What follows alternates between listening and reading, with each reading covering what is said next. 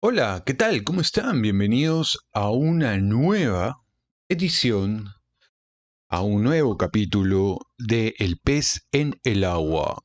Aquella novela que ya saben ustedes relata las experiencias de Mario Vargas Llosa allá por los años 1987 a 1990 en aquel proceso electoral que le fue esquivo, que le fue fallido, en el cual no pudo triunfar porque él se había lanzado como candidato a la presidencia de la República del Perú y no le salieron los planes como él los había trazado de forma inicial.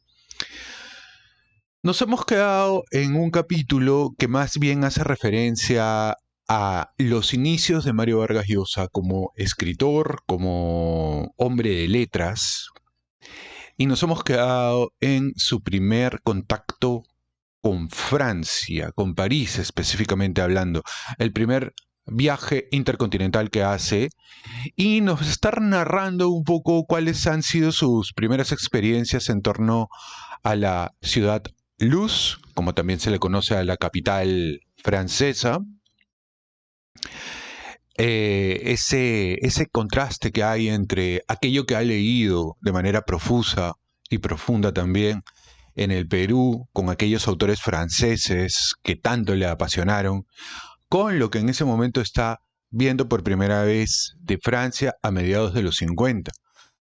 Y todas estas experiencias, cómo las ha vivido, cómo las ha sentido en ese momento, y ahora, viene una parte coquetamente curiosa porque nos va a hablar de Genevieve, supongo que se pronuncia así, Genoveva en todo caso, vamos a decirla así. Es una chica francesa que le ha tocado, eh, eh, a quien le ha tocado guiar a Mario Vargas Llosa por diferentes museos. Ella es hija de unos amigos que tiene Vargas Llosa por allá. Él es muy joven, tiene 21 años además, pero hay un problemita. Está casado con la tía Julia, con Julia Orquí. Entonces, a ver, ahí vamos a ver cómo es que se refiere a esta chica francesa y vamos a ver qué reflexiones hace Mario Vargas Llosa joven a partir de esa situación. Leamos, leamos. Genevieve lucía una melena corta, color castaño, unos ojos azules avispados y una tez pálida que, cuando se sonrosaba porque se reía o se avergonzaba, encendía su persona de gracia y animación. Debía de tener unos 18 años y era una perfecta demoiselle de Seisiemy, una niña come il faut, pero lo arregladita que siempre iba, lo educado de sus maneras y lo bien que se portaba. En todo caso, Eh, pero era también inteligente, divertida, de una coquetería elegante y sabia, y viéndola y oyéndola, y sintiendo su grácil silueta a mi costado, me corrían culebritas por la espalda. Estudiaba en una escuela de arte y conocía el Louvre, Versalles, la Orangerie, el Jeu de Paume como la palma de sus manos, de modo que visitar con ella los museos duplicaba el placer. Nos veíamos desde muy temprano y comenzábamos el recorrido de iglesias, galerías y librerías de acuerdo a un minucioso plan. En las tardes íbamos al teatro o al cine y algunas noches, después de la cena, a alguna cave de la Rive Gauche a oír música y a bailar. Vivía en una transversal de la avenida Víctor Hugo en un departamento con sus padres y una hermana mayor, y me llevó varias veces a su casa a almorzar o a comer, algo que no me volvería a ocurrir en los muchos años en que viví en Francia ni con mis mejores amigos franceses. Al regresar a París a instalarme un par de años después, sobre todo al principio en que pasé grandes pellejerías económicas, siempre recordaría como algo fabuloso ese mes en que junto a la linda Genevieve iba a espectáculos y a restaurantes todas las noches y mi ocupación de cada día era recorrer galerías y rincones de París y comprar libros. Monsieur Proverel nos consiguió invitaciones para la Comédie Française y para el TNP que dirigía Jean Vilar, en cuyo escenario vi a Gerard Philippe en El Príncipe de Homburg, de Kleist. Otra memorable función de teatro fue una pieza de Shakespeare en la que actuaba Pierre Brasseur, cuyas películas yo andaba siempre persiguiendo. Vimos también, por cierto, la Cantatrice Chauvet y la Leçon de Ionesco en el pequeño teatro de La Huchette, donde el espectáculo sigue aún a punto de cumplir 40 años. Y esa noche, luego del teatro, dimos una larguísima caminata por los muelles a orillas del Sena, en la que yo ensayé algunos piropos de imperfecta sintaxis que Genevieve me corregía. Conocí también la Cinémathèque de la Rue de Ulm, donde nos encerramos un día entero viendo 4 películas de Max Ophüls, entre ellas Madame D con la bellísima Danielle Darrieux. Como mi premio solo me daba 15 días de alojamiento en el Napoleón, había reservado para las últimas 2 semanas un cuarto en un hotelito del barrio latino recomendado por Sebastián Salazar Bondi. Pero cuando fui a despedirme del gerente del Hotel Napoleón, el señor Makowski, me dijo que me quedara allí pagando lo que iba a pagar en el Hotel de Sienne. De modo que seguí disfrutando del Arco del Triunfo hasta el final de mi estancia. Otra de las maravillas parisinas fueron para mí los buquinistes del Sena y las pequeñas librerías de Lance del barrio latino, donde hice una buena provisión de libros que luego no sabía cómo meter en la maleta. Conseguí así completar la colección de Les Temps Modernes, desde el primer número, con ese manifiesto inicial de Sartre a favor del compromiso que conocía casi de memoria. Años después, ya viviendo en Francia, tuve una noche una larga conversación sobre París con Julio Cortázar, que amaba también esta ciudad y que declaró alguna vez que la había elegido, porque no ser nadie en una ciudad que lo era todo era 1000 veces preferible a lo contrario. Le conté esa pasión precoz de mi vida por una ciudad mítica que solo conocía por fabulaciones literarias o chismografías, y como, al cotejarla con la versión real, en ese mes milyunanochesco, en vez de tener una decepción, aquel hechizo había incluso crecido. Duró hasta 1966. Un pequeño pie de página. París, la París que dibuja Mario Vargas Llosa en este momento, dista mucho de la París que es hoy actualmente, que claramente conserva la mayoría de sus monumentos, pero en términos sociales ya no es la misma París, es otra ciudad. Por un lado, repleta de turistas y por otro lado, donde han habido una serie de cambios sociales y demográficos que la hacen distinta a lo que era en algún momento.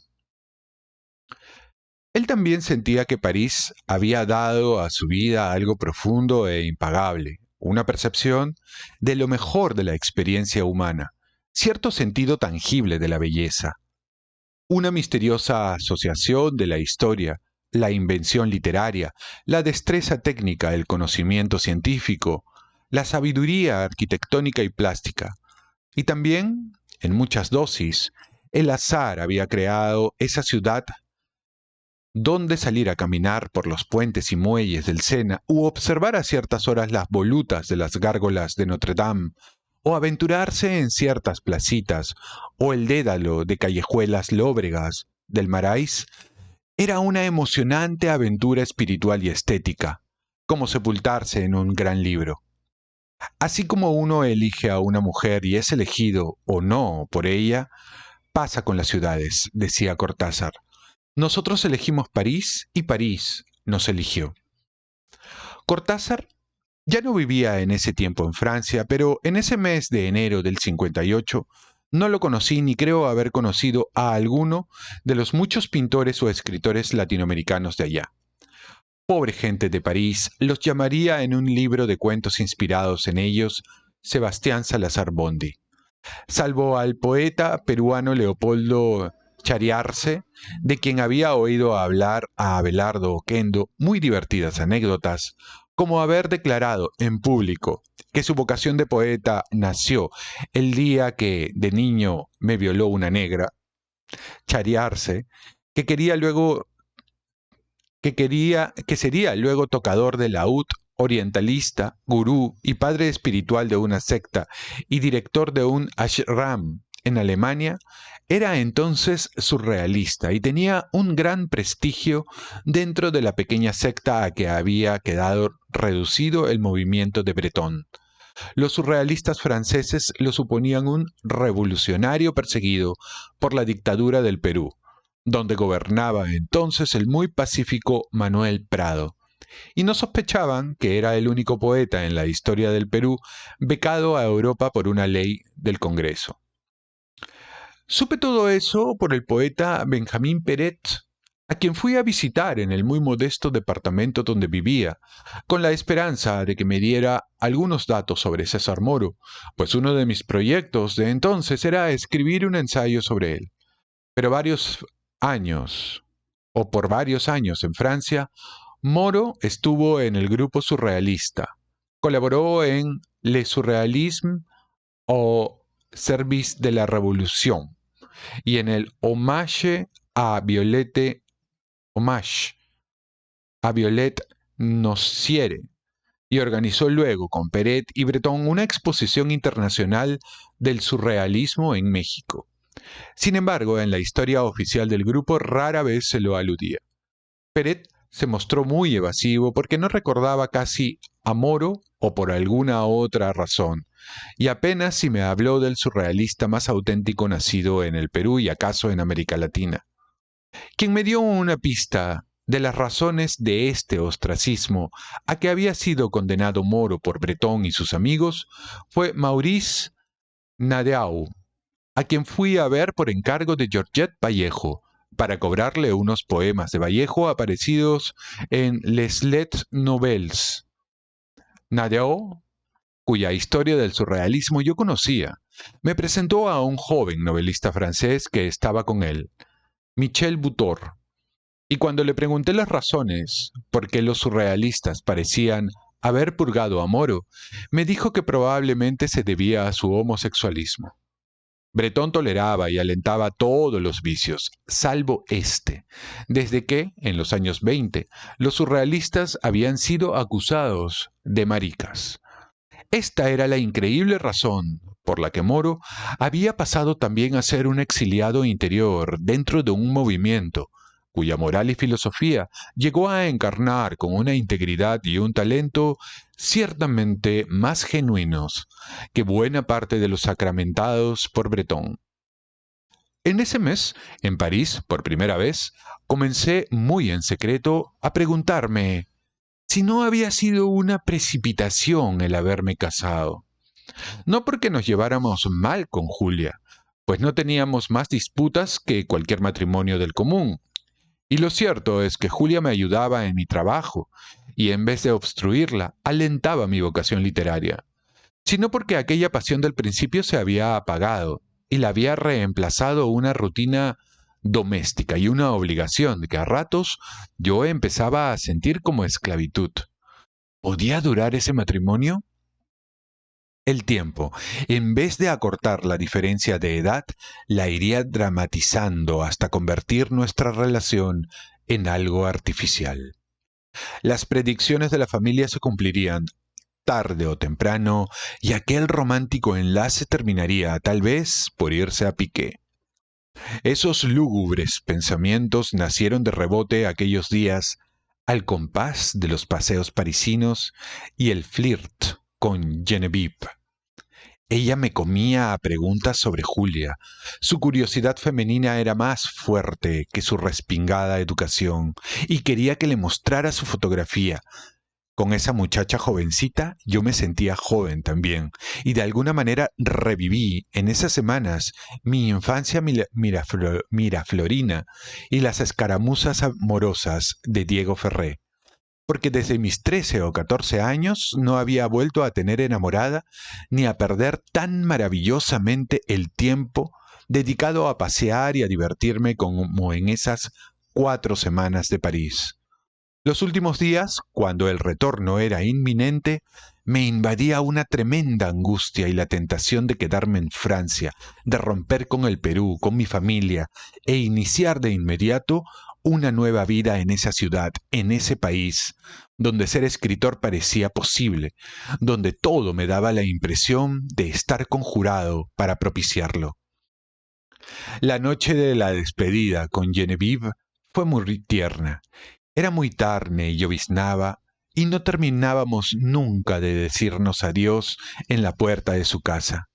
Yo le besaba las manos y había un brillo de lágrimas en sus lindos ojos.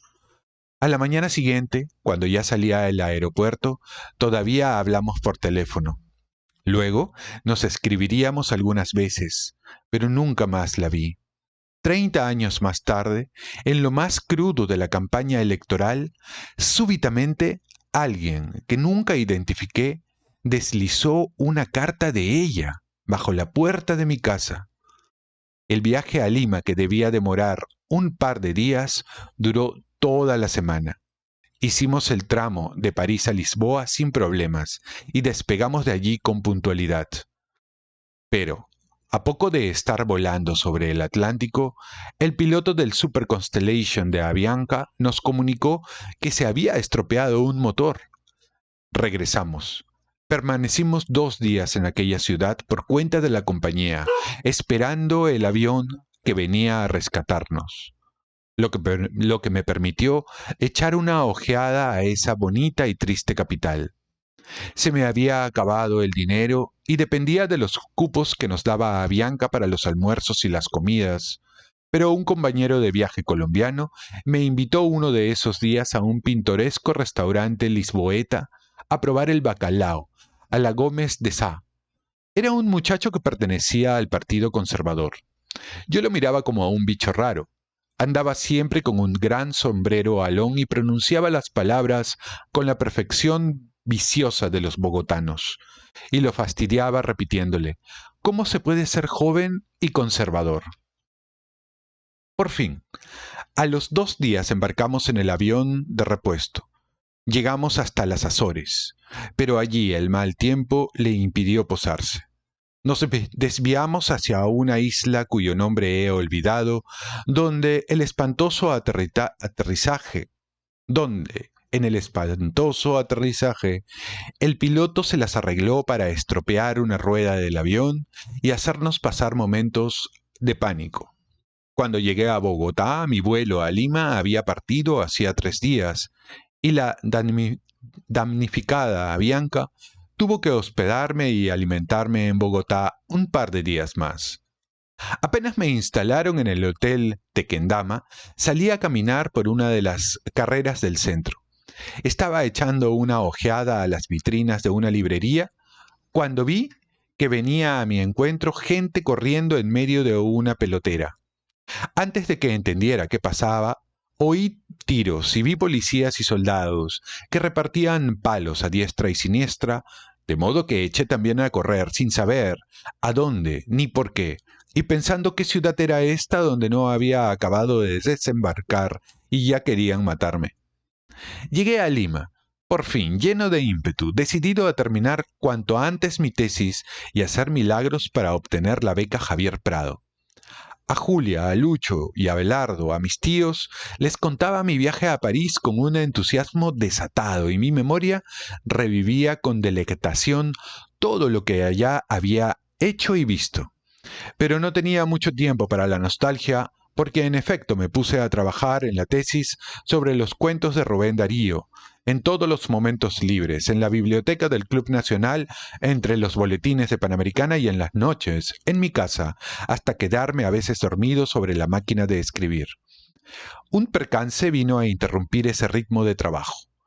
Una mañana empezó a dolerme la ingle. Lo que creí era la ingle y resultó siendo el apéndice.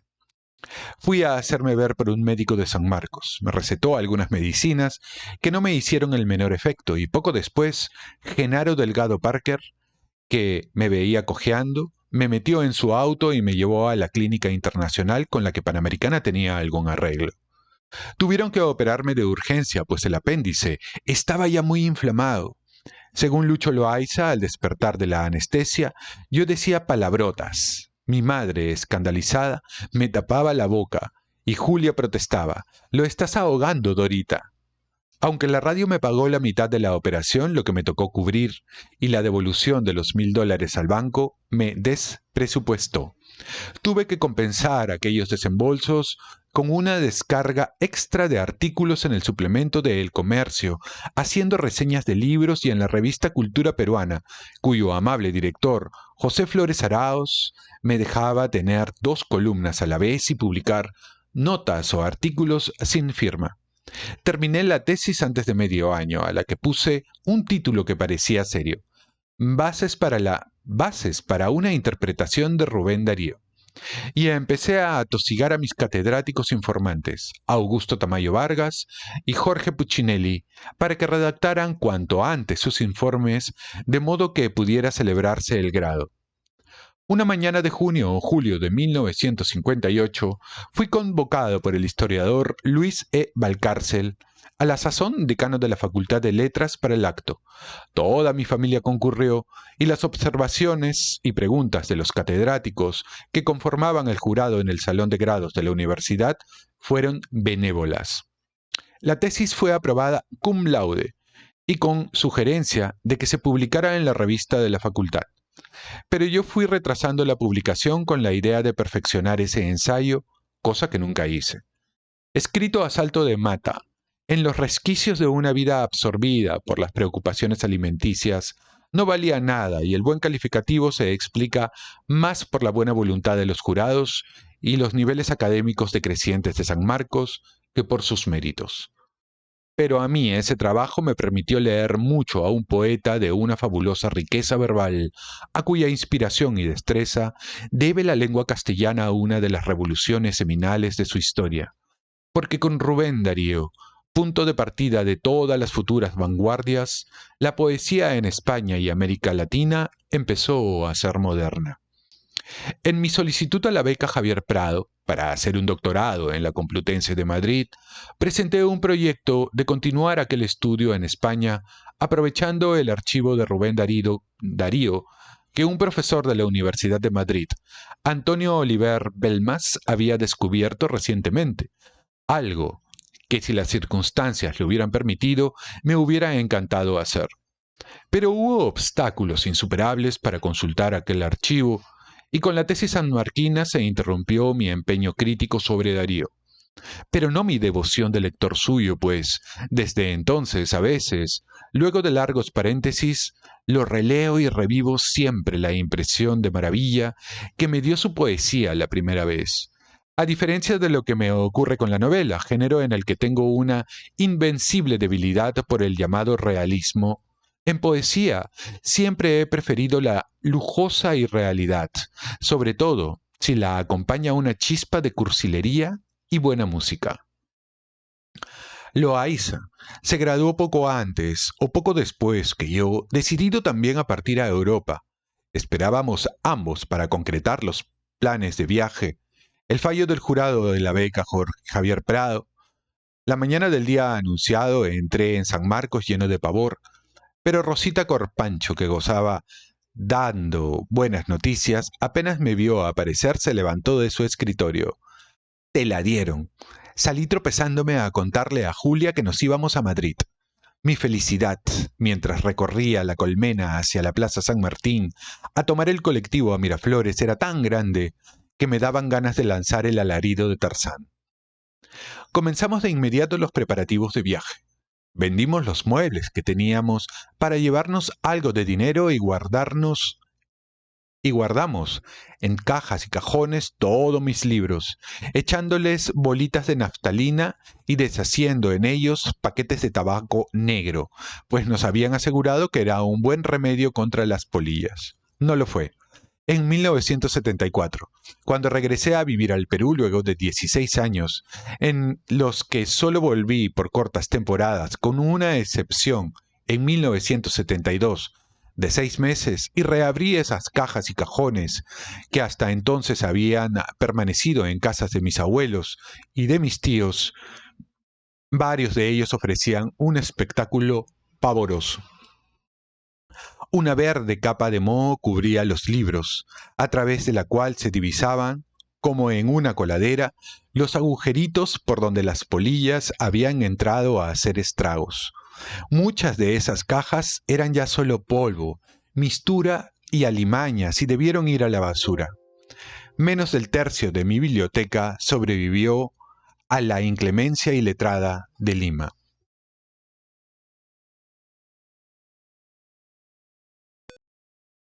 Al mismo tiempo, seguía con todos mis trabajos y preparábamos con Lucho y Abelardo el segundo número de Literatura, en el que apareció un artículo mío sobre César Moro y en el que rendimos un pequeño homenaje a los cubanos del 26 de julio que, con un romántico guerrillero a la cabeza, eso nos parecía a Fidel Castro, combatían contra la tiranía de Batista. Habían algunos cubanos exiliados en Lima y uno de ellos, activo en la resistencia, trabajaba en Radio Panamericana. Él me tenía informado sobre los barbudos con los que, ni qué decir, yo me identificaba sentimentalmente. Pero en ese último año en Lima, salvo esa adhesión emocional a la resistencia a Batista, no tuve la menor actividad política y estuve apartado de la democracia cristiana, en la cual, sin embargo, seguí inscrito por unos meses más, hasta que luego del triunfo de Fidel y el tibio apoyo de lo que los democristianos peruanos le prestaron, renuncié formalmente al partido desde Europa. Toda mi energía y mi tiempo en esos últimos meses en Lima se fueron en trabajar para reunir algún dinero y en preparar mi viaje. Aunque este, en teoría, debía durar un año, el tiempo de la beca, yo estaba decidido a que fuera para siempre. Después de España, vería la manera de pasar a Francia y allí me quedaría. En París me haría escritor y si volvía al Perú sería de visita, pues en Lima nunca pasaría de ese protoescritor que había llegado a ser.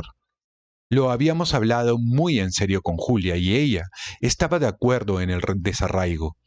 También a ella le hacía ilusión nuestra aventura europea y tenía una confianza absoluta en que yo llegaría a ser un novelista y me prometía ayudarme a conseguirlo haciendo los sacrificios que hicieran falta.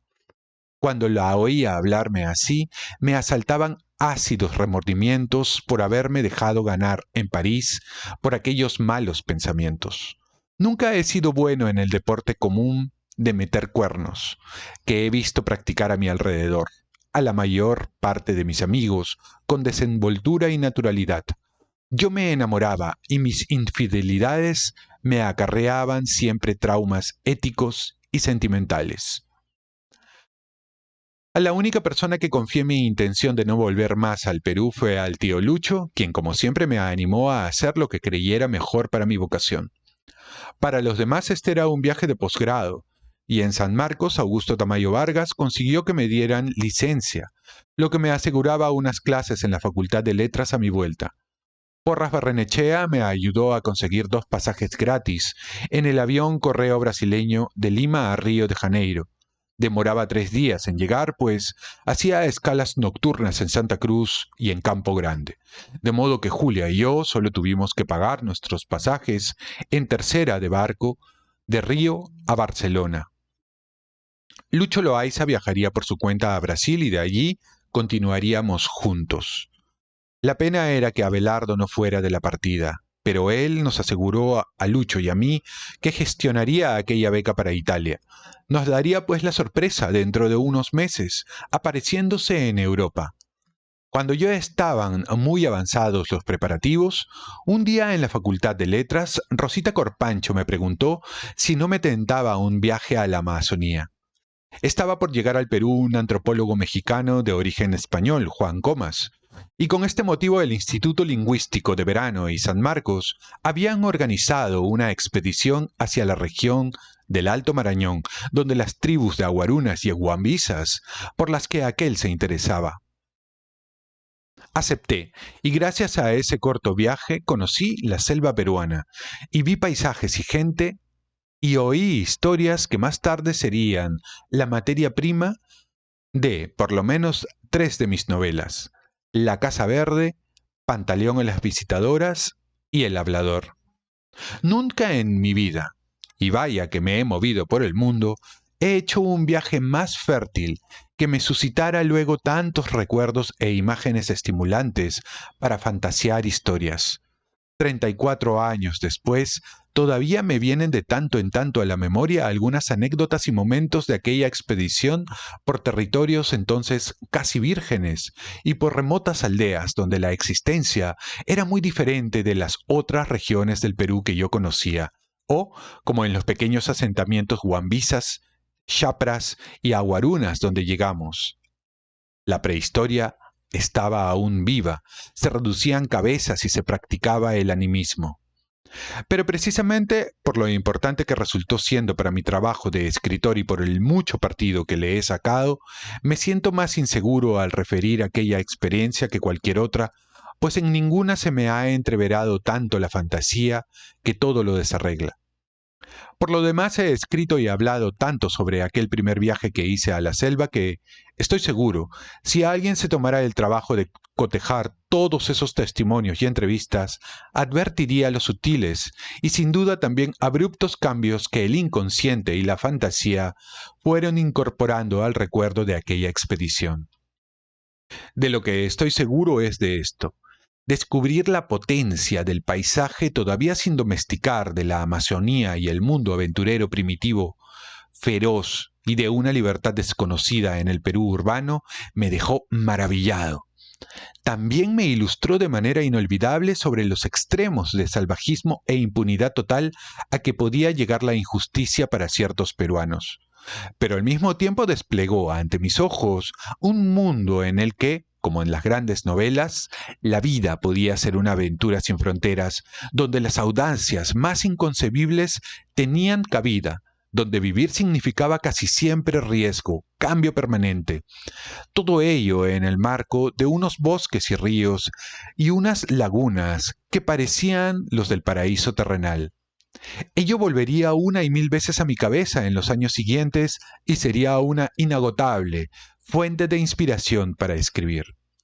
Estuvimos primero en Yarinacocha, cerca de Pucallpa, donde se hallaba la base del Instituto Lingüístico de Verano, y conocimos allí a su fundador, el doctor Townsend, quien lo había creado con un propósito tanto científico como religioso: que sus lingüistas, que eran al mismo tiempo misioneros protestantes, aprendieran las lenguas y dialectos primitivos para traducir a ellos la Biblia. Luego partimos hacia las tribus de Alto Marañón y estuvimos en Uracusa, Chicáis, Santa María de Nieva y muchas aldeas y poblados donde dormíamos en hamacas o barbacoas, a los que a veces para llegar, luego de dejar el hidroavión, teníamos que desplazarnos en frágiles canoas de balseros indígenas. En una de ellas, la del cacique Chapra Tiriri, este nos explicó la técnica de reducir cabezas que su pueblo aún practicaba. Tenían allí a un prisionero de una tribu vecina con la que estaban en guerra. El hombre se paseaba en libertad entre sus captores, pero a su perro lo mantenían entre rejas. En Uracusa conocí al cacique Hum, recientemente torturado por unos soldados y patronos de Santa María de Nieva, a los que también conocimos y a quienes intentaría resucitar en la Casa Verde. En todos los sitios donde llegábamos me enteraba de cosas inverosímiles o conocía a personas fuera de lo común, de tal manera que aquella región quedó en mi memoria como un inagotable arsenal de materiales literarios. Además de Juan Comas, viajaban con nosotros en el pequeño hidroavión el antropólogo José Matos Mar, de quien desde entonces me hice amigo, el director de Cultura Peruana, José Flores Araos, y Efraín Morote Best, antropólogo y folclorista ayacuchano, a quien teníamos que levantar en peso para que el hidroavión pudiera despegar. Morote Best había sido visitador de escuelas bilingües y recorrido las tribus en condiciones heroicas, bombardeando Lima con denuncias de los atropellos e iniquidades que sufrían los indígenas. Estos lo recibían en las aldeas con mucho afecto y le daban sus quejas y le contaban sus problemas. La idea que me hice de él fue la de un hombre puro y generoso, profundamente identificado con las víctimas de ese país de víctimas que es el Perú. Nunca imaginé que el suave y tímido doctor Morote Best llegaría con los años, ganado por el maoísmo durante su rectorado en la Universidad de Ayacucho, a abrir las puertas de esta al maoísmo fundamentalista de Sendero Luminoso, a cuyo mentor, Abimael Guzmán, llevó allí como profesor, y a ser considerado algo así como el padre espiritual del movimiento extremista más sanguinario de la historia del Perú. Cuando regresé a Lima no me quedó tiempo siquiera de escribir la crónica que le había prometido a Flores Arauz sobre el viaje. Se la mandé desde Río de Janeiro, ya camino a Europa. Los últimos días en el Perú me los pasé despidiéndome de amigos y parientes y haciendo una selección de los papeles y libretas que llevaría conmigo. Me apené mucho aquella madrugada en que me despedí de los abuelos y de la mamaé, pues no sabía si volvería a ver a los tres viejecitos. El tío Lucho y la tía Olga llegaron al aeropuerto de Córpac a despedirnos cuando Julia y yo estábamos en el interior del avión militar brasileño, que en vez de asientos tenía banquetas de paracaidistas. Los divisamos desde la ventanilla y les hicimos adiós, a sabiendas de que no podían vernos. A ellos sí estaba seguro de que volvería a verlos y de que entonces ya sería por fin un escritor. Muy bien, y así acabamos este capítulo dedicado a París de Mario Vargas Llosa. Vamos a hacer una pequeña recapitulación, una breve recapitulación y comentario. Mario Vargas Llosa nos explica en esta parte varios elementos. Primero, obviamente todos los vericuetos, los museos, los lugares, los paisajes que ha podido recorrer en París y que lo han impresionado y que no solamente han confirmado la percepción que él tenía de esta ciudad, sino que la han reforzado. Por tanto, aquello que ha leído en un inicio ha tenido una especial significación. Y eso sucede, por lo menos a mí me sucede, cuando tú llegas a leer algo sobre un sitio, cuando conoces realmente la historia de un lugar que no conoces físicamente, y luego vas y lo conoces, adquiere ese sitio, por más simple que parezca, una dimensión distinta, una significación diferente, nueva, que lo hace atractivo, especial y en muchos casos íntimo, solo para ti. Tú puedes ver lo que los demás no ven, puedes ver más allá de lo evidente. Bien, eso le pasó, pero también ocurrió algo. Genoveva, pero no, disculpe mi francés, no hablo francés, así que mi pronunciación debe ser malísima. Yo le voy a decir Genoveva, Genevieve supongo que se dice. Una chica de Mario Vargas Llosa tenía allí 21 años. Era, era muy joven, era jovencito. Era un chiquillo, básicamente. Y Genevieve era una chica que además de probablemente haya sido muy guapa, muy bella, muy atractiva, también era muy lista, por lo que cuenta Mario en esta descripción que hace de ella. Era lista, era inteligente, era culta, era eh, audaz tal vez, temeraria incluso, y ambos compartían ese gusto por la cultura, por la historia, por el arte, por la literatura. Yo creo modestamente que probablemente hubiera sido más saludable que él esté con ella, porque ambos eran jóvenes y probablemente, no lo dice acá Mario, pero yo creo que lo piensa. Si él tanto amaba París, si él tanto amaba la cultura europea y específicamente hablando la cultura francesa y más específicamente hablando el carácter parisino, probablemente haya sentido que tendría que haber estado con una francesa, en ese momento por lo menos, porque era tal vez lo propio, ¿no? Si yo amo tanto un lugar y he leído tanto de ese lugar y estoy enamorado de los personajes que escritores de ese lugar han recreado y que además son personajes del sitio, probablemente hubiera querido estar con alguien de allí, ¿no? Bueno, y ahí es donde Mario entra en duda. Y es una duda que realmente, por lo que nosotros hemos podido leer en los libros previos, tanto en uh, Los Genios como en Lo que Varguitas no dijo, es una duda que se iría materializando y convirtiendo en una actitud en torno al matrimonio que había tenido con Julia Urquidi.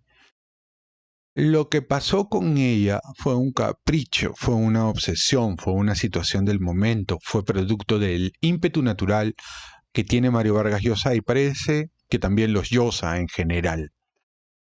Entonces,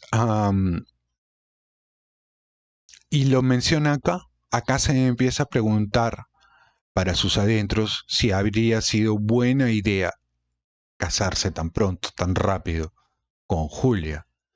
Porque claramente Julia ya estaba en otro momento también de su vida. Ella venía de un divorcio, era mayor y Mario estaba en otra, vamos a decir, en otra nota. No, lo suyo era otra cosa. Ahora, también creo pues que el amor es una decisión, no debería de circunscribirse a una pasión.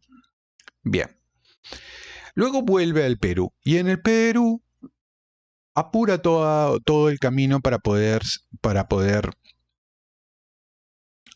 hacerse acreedor a la beca Javier Prado, que le permitiría estudiar en Madrid, allá en la Universidad Complutense de Madrid. Y, y finalmente la gana. Y finalmente se va, ahora sí, de manera definitiva, a Europa. Fue ese momento y esa beca que pudo conseguir, que pudo alcanzar, que pudo lograr, lo que permitió que Mario Vargas Llosa se internacionalice, porque cierto es que en aquellos años la internacionalización, por lo menos literaria y artística, tenía un nombre de ciudad, que era París. Con los años fue mutando y se convirtió luego en Madrid y también fue mutando y luego se convirtió en Miami. Hoy por hoy, yo creo que Hispanoamérica tiene dos capitales, ¿no? Una es Madrid y otra es Miami. Sobre todo esta última. Miami es el centro de lo hispano ahora. Hispano que, por cierto, en Estados Unidos va creciendo. Bueno, este es otro dato. Pero el mundo hispano está creciendo bastante. Pero bueno, bien por eso, porque buena parte de Estados Unidos le corresponde, fue parte de lo que es la hispanidad, ¿no? Muy bien, espero que les haya gustado este video. Si es así, regálenme un like, déjenme su comentario. Suscríbanse al canal si aún no están suscritos. Activen la campanita y como siempre les digo, nos vemos en el próximo video. Paz y bien.